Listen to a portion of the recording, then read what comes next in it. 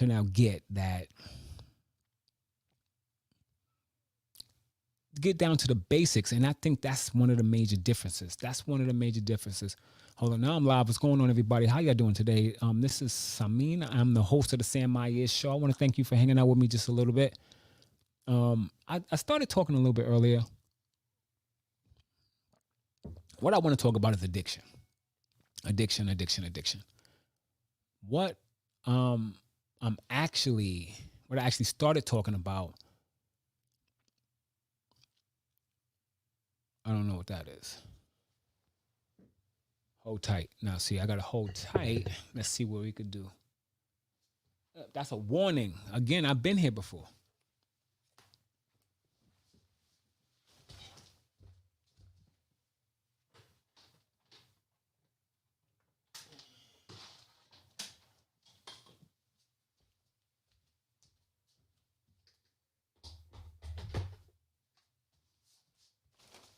Yeah.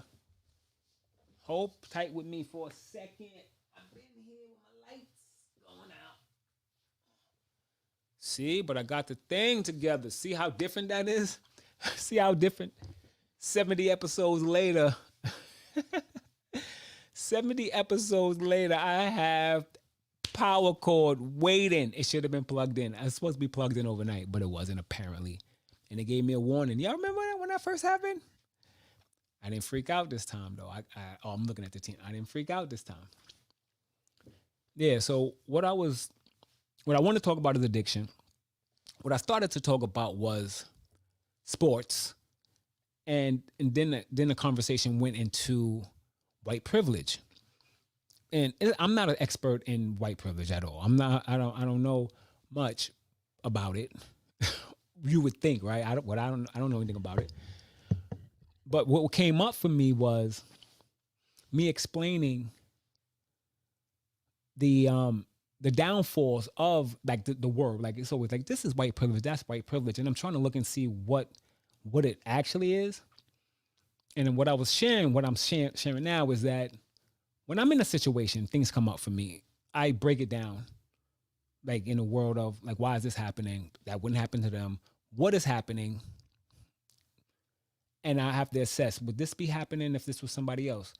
Would this be happening if I was him, or those types of ideas? And what I get, that's the downfall of the unspoken of white privilege.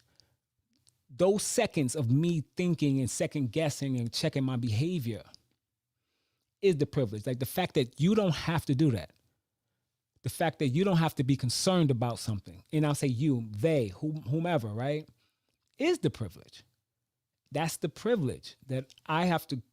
The fact that I know how many black people are in a room at a gala event, and I mean like a really beautiful gala event. I know how many black people are there. I'm like, okay, it's 6 black people. It's 1,000 people here. And I don't know why I know that, but that's just part of the training.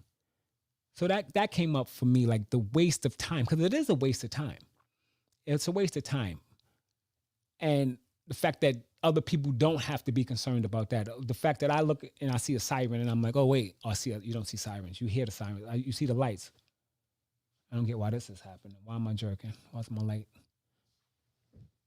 Hold tight.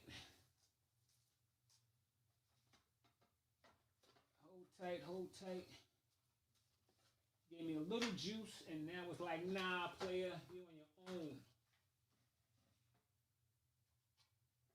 Something's not going right with my lights.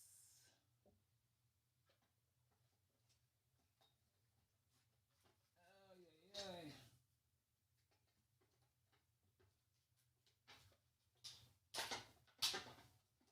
All right, let's see what we got here.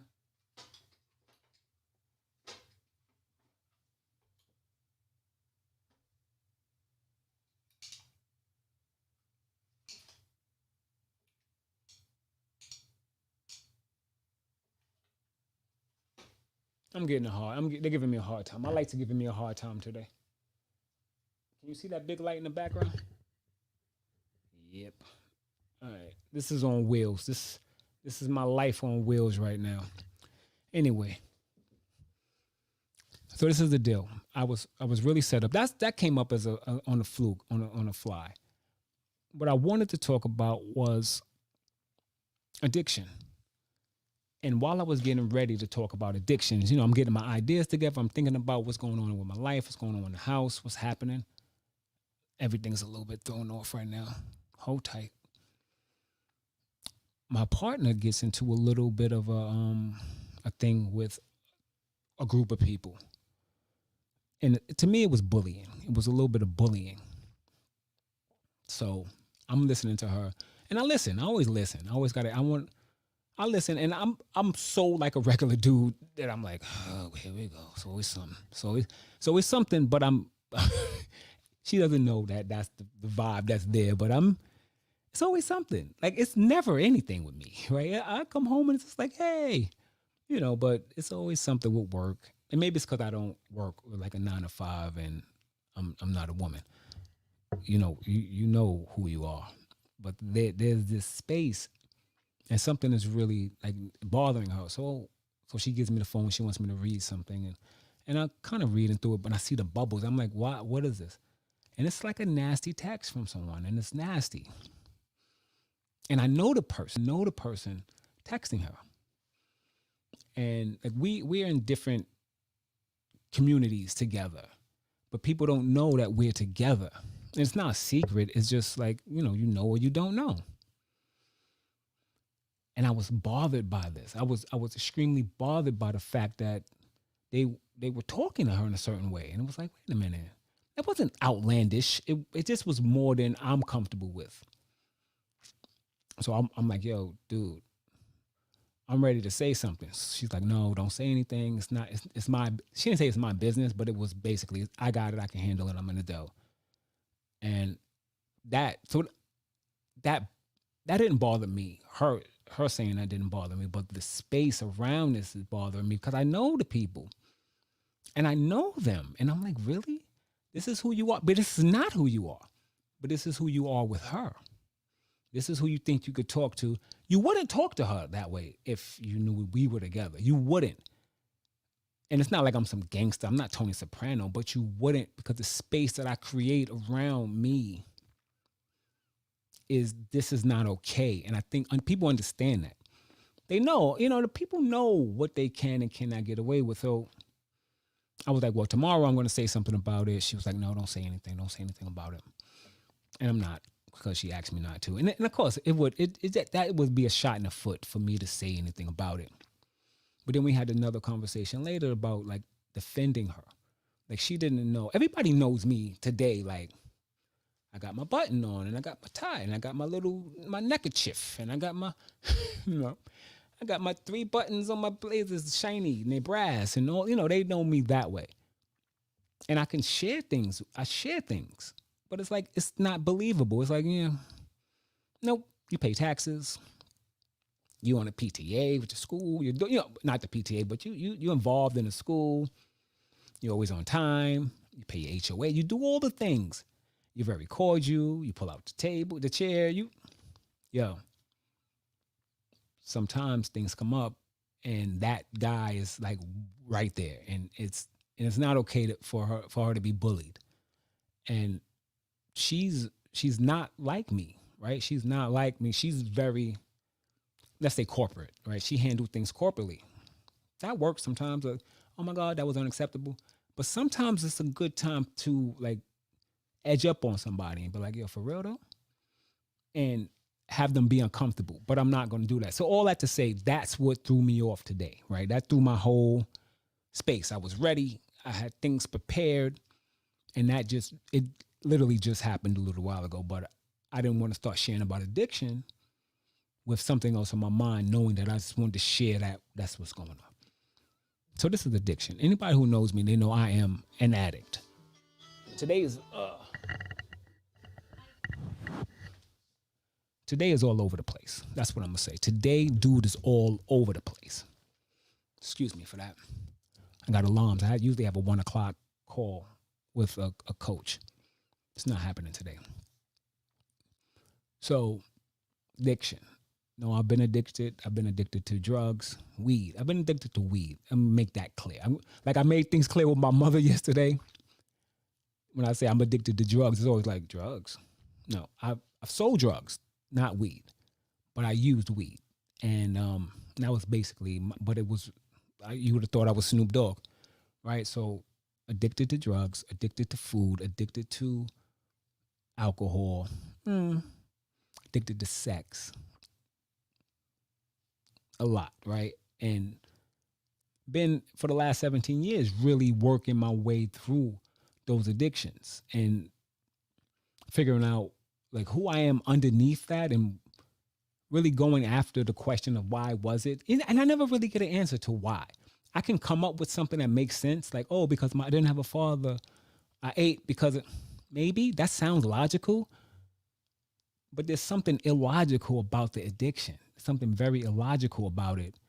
And I don't know that there's an answer. I don't know if I ever get to a place that I get an answer as to why. And also, I don't know if I care. I don't know if I care to get an answer, like if I need one. So I go to rooms. I'm in rooms and I see these TV shows and they show 12-step rooms and they all don't ever look like anything that ever actually happens in the basement of a church in Manhattan, like for real. They always look like fake and corny. But, you don't hold hands. It's just like they make a hokey joke about it. So what comes up for me, I wake up every morning, I put this phone in the living room. I keep it in the living room on the base right there by my computer. I go to bed. I wake up with my alarm clock on my watch. It wakes me up at 5:45 every morning. I get up, I come to this phone. I call my sponsor by 6 o'clock every morning. This morning, I wake my daughter up around 6:15. I make her a smoothie. I live a life that's very like, this needs to happen. It's like paint by numbers, but if I skip a number, then it's a problem. So she comes out, she's dressed, she drinks a smoothie, she's getting herself together. She has to do her hair. She has an afro. You would think it was easy. It's nothing. There is nothing easy about her hair. There's nothing easy. Dare I say, there's nothing easy about Black women's hair. I can't make that statement fully, but I feel confident that I've had a Black woman, young woman, for 10 years in my life. And the work that I've done to maintain hair is a completely different beast. This sounds, I don't like when you beast or it's just a completely different thing. So she had locks. And this work, I keep thinking I'm doing things that are going to make life easier. I'm going to give you locks. You got to do them every week. You got to constantly do it. You got to pick things out. You got to twist them, not too waxy. Can't be too heavy. Okay, she wanted to cut it off. She cut it off. We had to go to the salon. Cost way more money than ever should have cost to maintain it. Froze nice. But I'm not going back. I can't keep paying $400 and $500 to get your hair done. You don't have a job. You know what I'm saying? You don't have a job. So anyway, she's in her room and she's doing her hair. So it was something she left in the living room. I went into the room. Oh, a journal. I knocked on the door because I must knock on the door. She expects that. She could be doing anything, but I know she's dressed. It was a beat too long for her to answer the door. And she's like, come in. So I come in and I'm like, what were you doing? She can't lie. I mean, I guess she can lie, but she just like, I'm like, what were you doing? And her iPad, yeah, I just gave her the iPad back. Gave her the iPad back. I'm like, what are you doing? So she's like, I'm watching something. I was like, what are you watching? Open it up, and it's this girl. It's this girl that she follows. She's supposed to be funny, and she's supposed to be 15. But I look at her body. Her body is not a body that I want my daughter to look at. She nothing wrong with the body. It's just something wrong with my 10-year-old daughter looking at this girl's body. She looks like the Kardashian type body. It's like it's just way more than I want a 10-year-old to start to look at bodies. That's something that I have that I will have to deal with later, not at 10. And if I have to deal with it sooner than that, I'm not interested in dealing with that because I let my daughter watch something on YouTube. That's not real. YouTube is not real. If she comes across like body issues and things like that, like body, my concern is body issue, body imaging, body. Like I have a body dysmorphia based on like being 400 pounds before, losing over 200 pounds, but like having breasts as a man. So all of that brought things into the brain. Like what is this? And not being attracted to my own body, not that I have to be, but really not appreciating the shell of my body, right? And then losing weight and then looking like, oh, what is this skin and all of this stuff that, again, who do you speak to about that? Who do you talk to about that? Can I talk to my boy like, yo, Doug's, I'm telling you, I'll be putting these pants on, you know what I'm saying? And then this little skin, I got a hip. No, it's just one of those things that becomes like a secret and it becomes quiet and shameful. So I'm not projecting that on her, but I just don't want her to have it because I've seen it. Like I've seen my sister with body. I've seen the thing. I've been around mostly women. There's no men except my cousin. No real men in the family. So I haven't been around women. I haven't been around men, but I've been around women. And so I know things that maybe, I don't know if the average guy knows it, but I know the show of it, where you look good on the outside when you're out in the street, but I also know the home of it and the dread and the sadness and the being like not accepting of the body. All that to say, I didn't want her looking at this girl. I don't want her looking at this. But she shouldn't be watching anything anyway because she'd be getting her hair done. And she can't watch media during the week. She says, I'm like, for real, this is what we doing? This is how we rock. Really, this is what we doing? I'm sorry, Dad. I can't handle this. Whoa. That's a lot of a statement. I can't handle this. Like, what is this? You know what I mean? My mind is like, wait, what do you mean by that? She's like, I can't have the iPad in my room without it being my school iPad or the weekend. But if you give it to me during the week, I'm going to watch this. And I'm like, wait, what? You're going to watch this woman that I can't stop watching her. For real? Now, there's a space for me to be all kinds of different things, but I'd be lying if I didn't say I got it. I get it. Like I watch stuff that's like, I can't stop watching. I'll start looking at YouTube at 11 o'clock. Next thing I know, it might be 2 a.m. And it's just like 3-minute videos on whatever. And for her to like share that with me, right? Like what? And I was like, okay. And it wasn't game. And I was like, so you want me to take this? She's like, I can't have it in here. I can't, when I have it, I just want to watch it. And I was like, what, homework? And she was like, I just can't help it. I can't help myself. And I got it. And I was like, okay, so I'm going to take it. Because now it was like, it was a switch. It was like, wait, what? Like me taking this, you're always like, give it to me. And it was like, no, I need you to do that. And I need to not have it during the week. And I was like, well, I'm going to end up probably cutting the internet off of this. She was like, I need to not have any of this. She didn't say I'm addicted to it. She didn't say any of that. She didn't say that.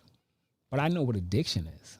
Like, I know in my life, I've been in situations where I need not have this certain food in front of me or around me, but I need not to be connected to this woman. I need not to just block her. I need to not only delete the number and like block it and delete it and get rid of all contact. Like I know what I need to handle certain addictions. I'm not a person, especially around like something for me it had been sex. I don't know if you ever really killed from certain things, but I'm not actively involved in anything, and I'm not trying to take you on that adventure. But I know the things that I need to take care of to be in a committed relationship with a person and not play any kind of games, right? There's like no game, not a little bit. I know what it is. I know what the addiction is, and I know how it shows up one way and how it ends up another way. And I could pretend like, oh my God, I don't know how we ended up here. I know. So I have to do these things. And it just was really interesting this morning to be face to face with this little girl and her sharing about basically an addiction to watching the girl. And I watched the girl. The girl is harmless. The girl is harmless. It's just her body that bothers me, right? It's a body, and she plays to show her body. So she has millions of subscribers, which I'm sure are mostly young men.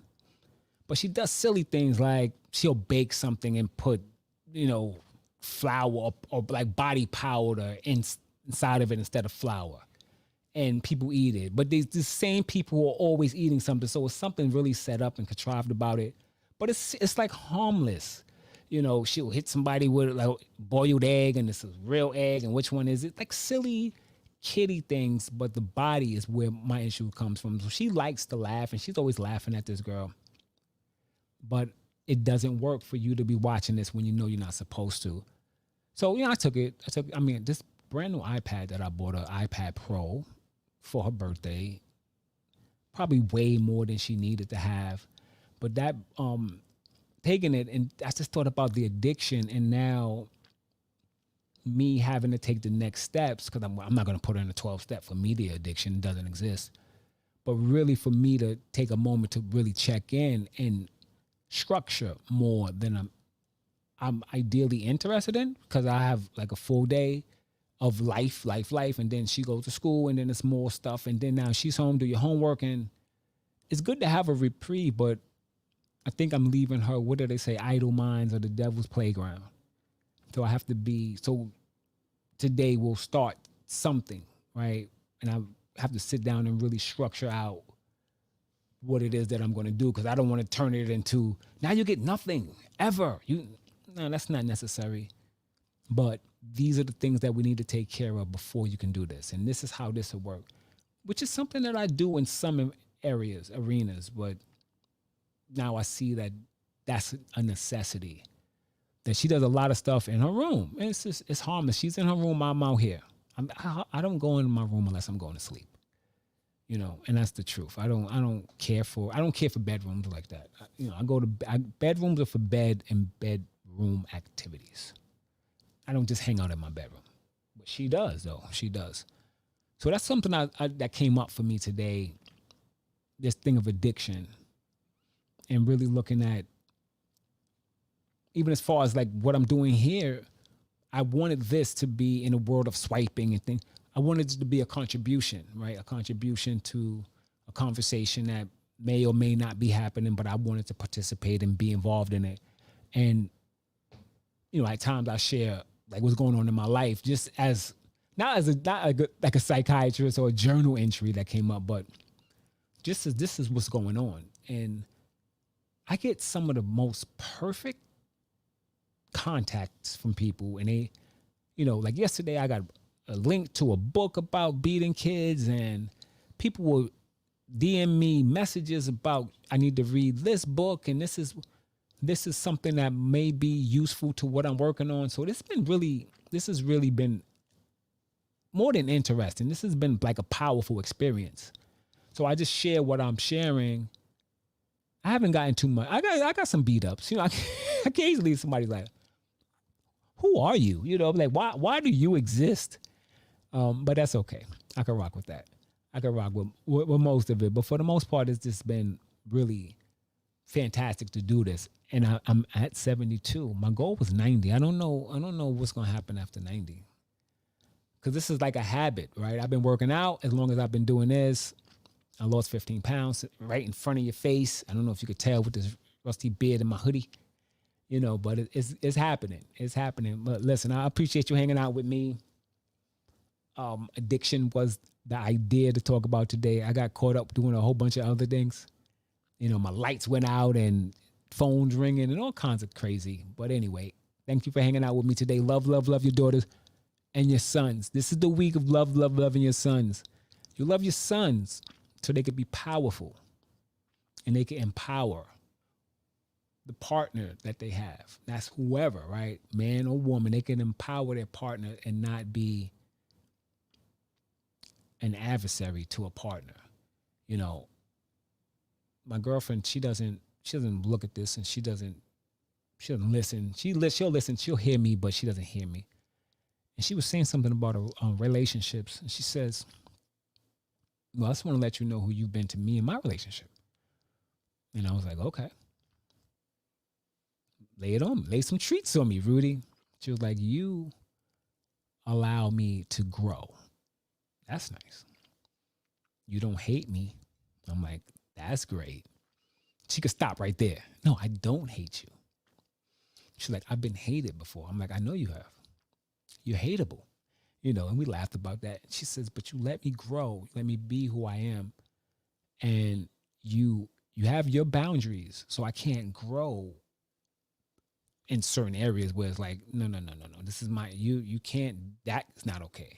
She says, and I need that because I start to snowball. I'm steamroll, not snowball, steamroll over people. She said, and you're not, I keep doing this, you can't see it, cutting me at my ankles, chopping me down subtly. You allow me to grow, and I feel comfortable and confident to grow.